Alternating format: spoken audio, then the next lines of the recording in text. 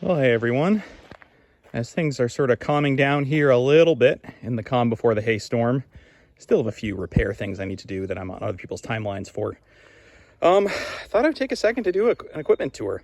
Never really done one. Talked about different pieces at different times, and never to jump on the bandwagon of what all the other great hay farming YouTubers out there that I appreciate are doing. But I've got a lot of questions about equipment.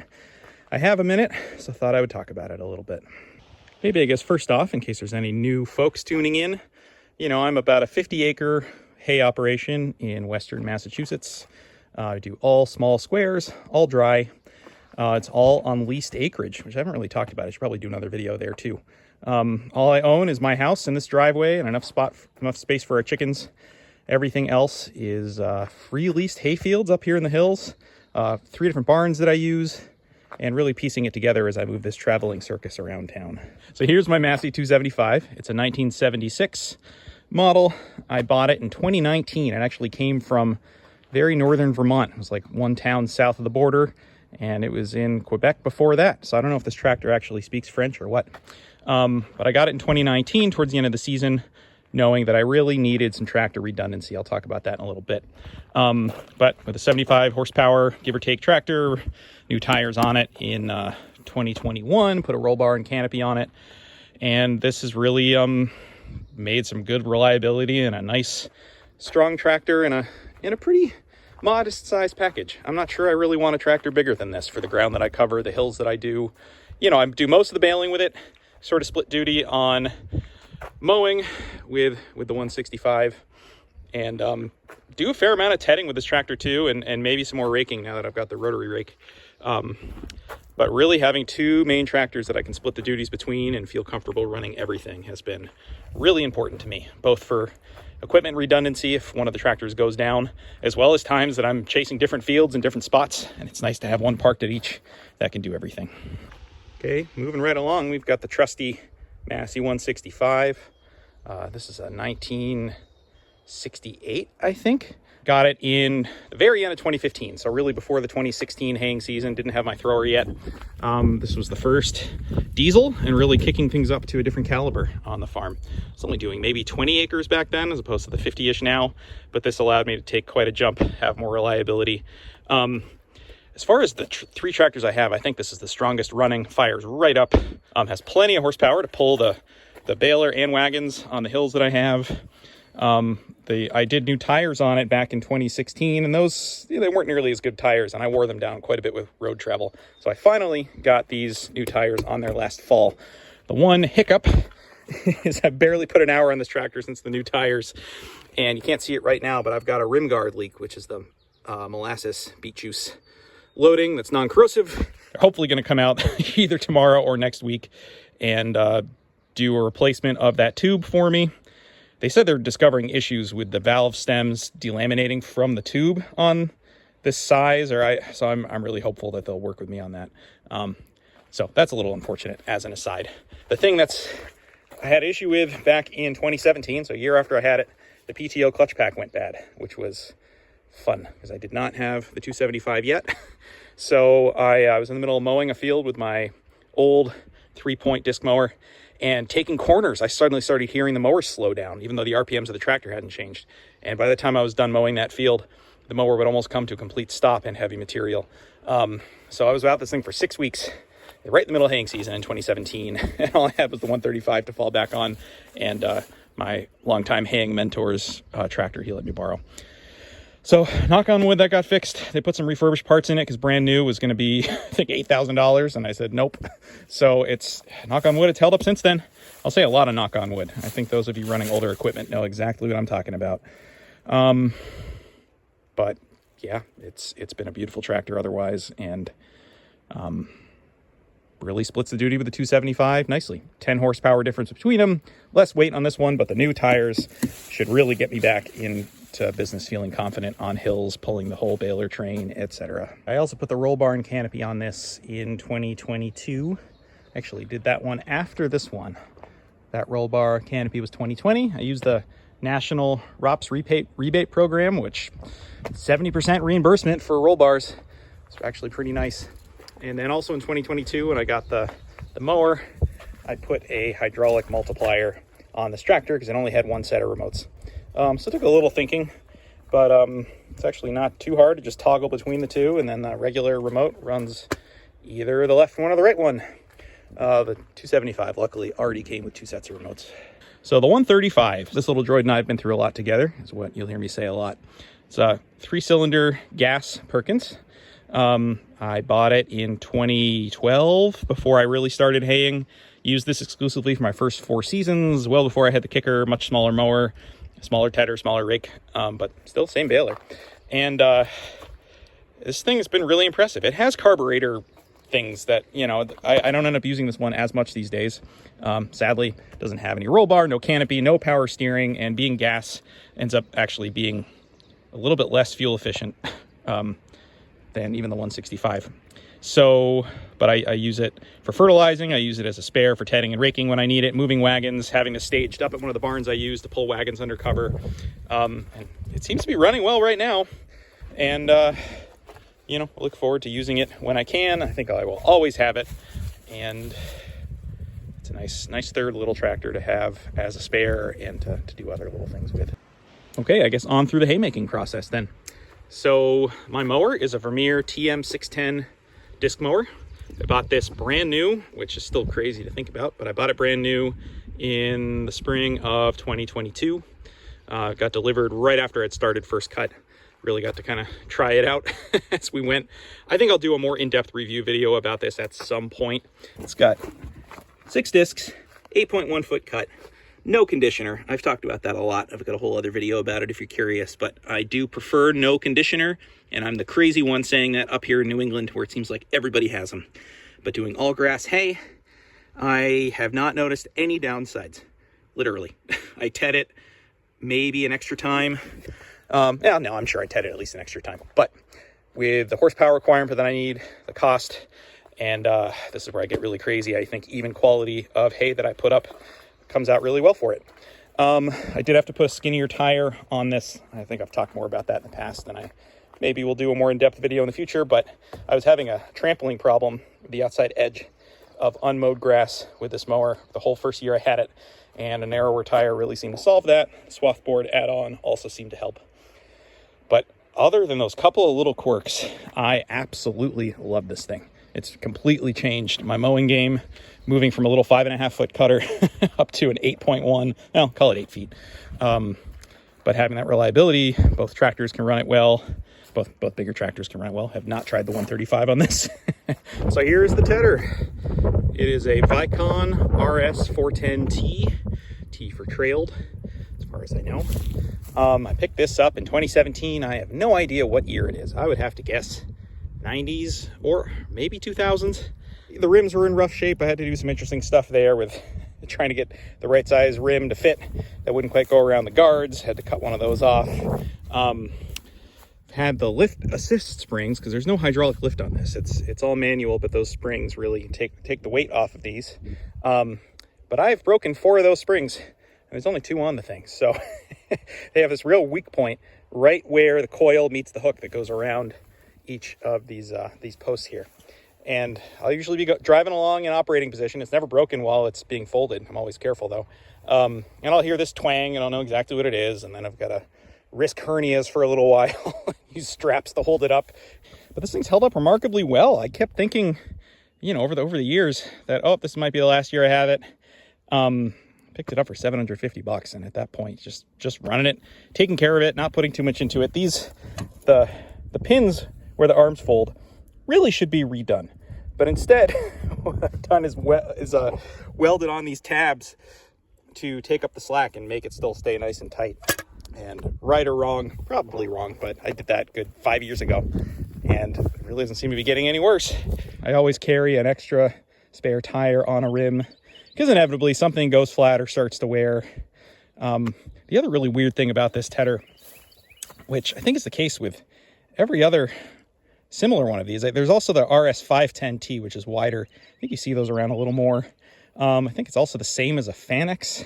I don't know what number, but for whatever reason, these outside wheels are on casters, or at least have a full 360 degrees of pivot. I actually have these bolts that I put in there every season.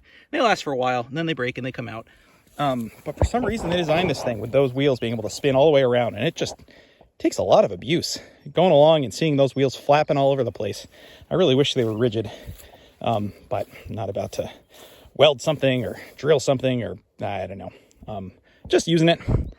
It's not going to be a forever tedder, but having gotten it in 2017 and it's 2024 now, who knows? So let's see, I just did a whole video about the rotary rake, because this is new to me this year, so I won't go over this too thoroughly. I think you guys have seen a lot of it already, but it is a Kuhn GA4101 GTH. I don't know what year it is. Maybe it's from the aughts, maybe it's the teens, but it's definitely seen some love. I don't know if it was from a Vermont dairy farm or something, but I'm working to get it in good shape.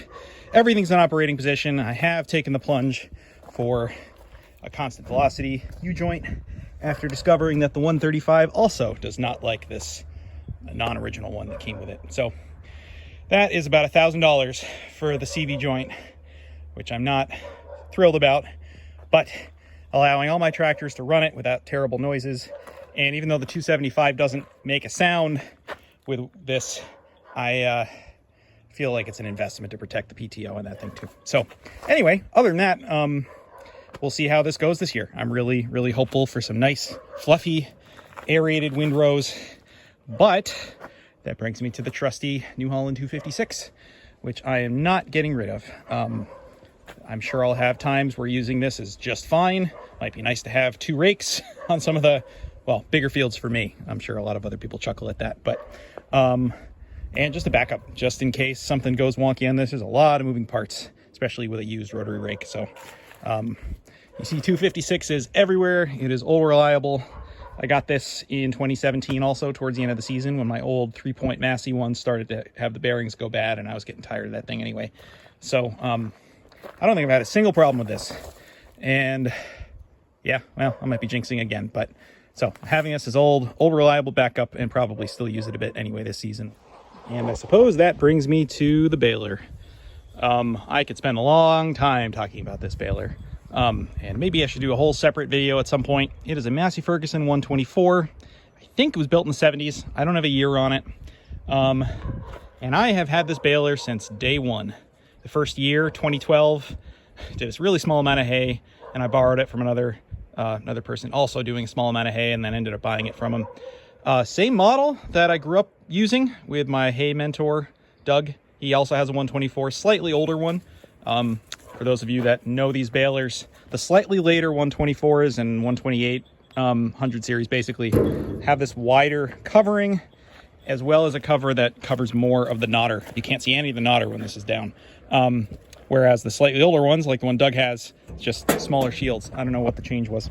But anyway, these old Masseys, something about them, they are so reliable. Again, jinx alert. But as of last year, I've put 44,000 bales through this thing, which is bizarre. Yeah, that's mind-boggling to me. The majority of it's been the last 5-6 years. I really dramatically scaled up. Again, for me, made about 6,000 bales last year. Actually, no, closer to 6,500, which for me and my scale and being a one-farmer band, running old equipment, making all small squares, doing it entirely dry, sure feels like a lot, but there's always someone doing more, always someone doing less. Anyway, so when I first got this baler and all the way up through 2016, there was no thrower on it. And so one thing that I really wanted come the end of 2016 into 2017, we just bought this house, just moved to this end of town. I grew up in Conway towards the center of town, but we're now in the northern end where house and one set of fields and one barn is, and then I worked my way south throughout town throughout the year. So I knew I wanted a thrower. Bale thrower is what got me hooked on hay at the age of 2.5.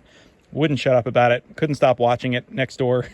And so I knew I always wanted one. And for the efficiency and scale of my operation, yeah, wanted one. And I'll make another video sometime talking about pros and cons of thrower versus accumulator. But I never want to go the accumulator route personally. I like the thrower too much. And for there being just one of me, it's really nice to have all the hay up and off the field in one pass, even if I've got to stack it by hand out of the wagon. Anyway, so this thrower is a New Holland Model 70. And yes, New Holland thrower, Massey baler. And I'm kind of proud of this. When I was first looking for a thrower, I was looking for a baler with a thrower, or really just looking for a thrower for this baler. All the dealers laughed at me. They thought I was absolutely ridiculous, and they told me to to give up, try to find a baler with a thrower. And then this thing popped up in New Hampshire. Somebody had taken this off of their New Holland without hardly using it. So I just had to spend some serious time figuring out how to custom mount this. I've got a whole video talking about that, so I'm not going to belabor that. But I spent the fall of 2016 getting this thing measured and drilled and mounted and got everything hooked up, fired it up, and it worked the first time. And that might be one of the proudest things I've ever done. Had to do some wacky stuff with it, like mount the thrower reservoir behind the twine box because there was not space for it on this baler. Everything else worked great. So, you know, I've had little things here and there come up with this baler over the years. 2017, the cam track for the rollers for the pickup tine angle, that got a hole busted in it. That was a whole hoot. I had to find use one of those and get that put in, which unfortunately with these old Masseys, you've got to drop the whole pickup out in order to get to that, which is a real pain. So I try to keep an eye on those rollers every year. There's other things that you think would be wear points, like the pin placement for the packer forks. I check them every year. They're not really getting worn. I make sure that they're oiled, and it just keeps working. This thing is not picky. I can be putting really small, inconsistent windrows through it on some of these wacky fields that I do, or really big, heavy wads, and good bales come out so long as I have the tension adjusted right. The other thing that's interesting about these old Masseys, I'm not sure about the series before this. This is the 100 series. I know there's like Massey number 3s and number 4s, which are real old. Then you have like the 12. Then you've got the 100 series like this, and then the 200 series, which someday I'd actually love one of those because they tuck that tire in and do a few other things. But these old sure tie knotters are a bit different than what is on a New Holland or a John Deere. And I wish I knew the differences enough. I know this knotter really well because it's what I grew up with, and then that's what I have on this baler. I look at a New Holland or a John Deere knotter, and I know the basic principles, but it's a little different. And I don't know. Again, I'm jinxing things, but this is just so reliable. Makes a good knot. Usually if I have a broken string, it's where I tied the twine balls together. The only thing that ever happened with it, I think I'm right in saying that, way back 2013, 2014, something like that. When I was still new to this, didn't really know what to look for. This spring had broken, and this plate was really loose, and it was making terrible bales. It took somebody that really knew these balers to come out, look at it, point that out. 50-cent part replaced, and it just keeps on pounding out bales. So who knows? Maybe this will be the day or the year that it finally blows apart. But I suppose the other thing worth mentioning quickly is that in I think it was 2021, I got a Delmhorst. Oh, was it an FX 2000? I think hay moisture meter that not only works as a handheld but is wired into the baler. I guess that's part of the equipment tour. It's equipment in itself, and it is an add-on to the baler. I have the moisture sensors mounted in the bale chamber right there. Gives you a live readout while baling. I always made hay by feel, growing up working for Doug, doing it for myself for the first number of years. And it's just a really nice thing to have as you're baling to see what's going on. I can push a little later into the evening, not worrying about the dew as much. You miss stem moisture with it. But as far as dew and other kinds of moisture, it's really helpful. I will say this is some happy looking grass. Fertilized it a week and a half ago, got just the right amount of rain. It's really drying out, which is great because the ground was just saturated after last year and this winter. And the leaves on the trees have just popped in the last few days. So we're really at this tipping point. It's my favorite time of year, honestly, other than the actual start of haying season. Well, and I guess the equipment tour would not be complete without all these hungry kicker wagons. It was 2014 or 2015 that I got my first actual hay wagon, which is this one down on the end. Did not have sides on it. It just had a shorter backboard and these kind of diagonal rails. Yeah, those two lower boards are the ones it came with. So this helped quite a bit, and it allowed me to actually put a chute on the back of the baler and bale, pushing bales up onto it, and then having somebody stack. Did that actually with the 135 on flatter fields, and then the first year the 165 did that quite a bit. Then the year that I got the kicker or the thrower, I got these two twins. For those of you that know Men in Black, I call them Rake and Bob. So they're a little rough. They were rough when I got them. Not that money's everything, but I paid $400 a piece for them back in 2017, which, at least up here in New England, kicker wagons are just, the price is going nuts. I've put more than that into them at this point, but not a half bad investment. Just put new stringers on this one this year because it desperately needed it. I'm gonna, I think, just splint the stringers on this one with some more 2x8s. Not the right way to do it, but the ones that are not bad. They just probably could use a little help. So I used these two in 2017. 2018 is when I put sides on that first wagon, and then 2020 I picked this one up, which was really kind of a scratch built, custom built deal. I broke one of the tie rods on it and actually just fixed that with two shortened and re-drilled sway bars from Tractor Supply. So each wagon has its quirks. None of them are perfect. That one might be the best one that I have, honestly. This one likes to waggle when it goes down the road because whoever built it did not quite get the geometry right between the outside and inside of the tie rod. So you turn the tongue and the front tires actually turn more than the tongue. So going down the road at any kind of speed, it just loves to go back and forth. But yeah, the lumber's all really nice on it, and it has side unloading doors, which has its advantages depending. I think I usually use this one if I know I have an off-wagon customer because it's really easy to unload outside those side doors. Two metal ones have the front gate that opens, which is really nice for unloading onto an elevator, or if I'm pulling into a barn, it gets me a little farther in. I love this one, and like I said, I built the sides on this. The wood's warped a little. The sides are not straight on top, but I still like how it looks. But there's no front gate, and I made a little side unloading door for the elevator. These are all 8x16, and it's kind of on purpose.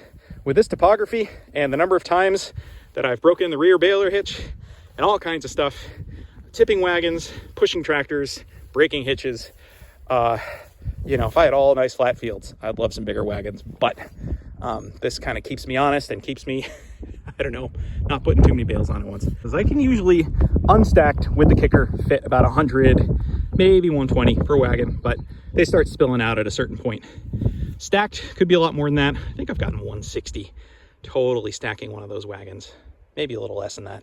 And some folks have asked why I don't have somebody riding in the wagon stacking them. And you know, I'm a one farmer band here for the most part. I've got my wife and my dad and some good friends that help, but I can just keep the bales flying and be moving much faster, not risk clocking somebody in the head without stacking them. And you know, at this point, I'm going to keep my eye out for more wagons, see if anything of a decent price pops up. My rule that I keep saying is have one more wagon than you think you need. And I'm starting to get to the point where I'm relying on 4 any given baling day. So maybe we'll be a 5-wagon farm soon if I can find one. All right, well, I guess that about does it. I rambled on for a while. I'll see what I can edit out or make shorter, but sorry if this turned into a long video. But I know a lot of you guys like these old Masseys, whether it's the tractors, the baler, any of that, and I do too. I'm really partial. Having I don't know, series or similar series of tractors that you're familiar with.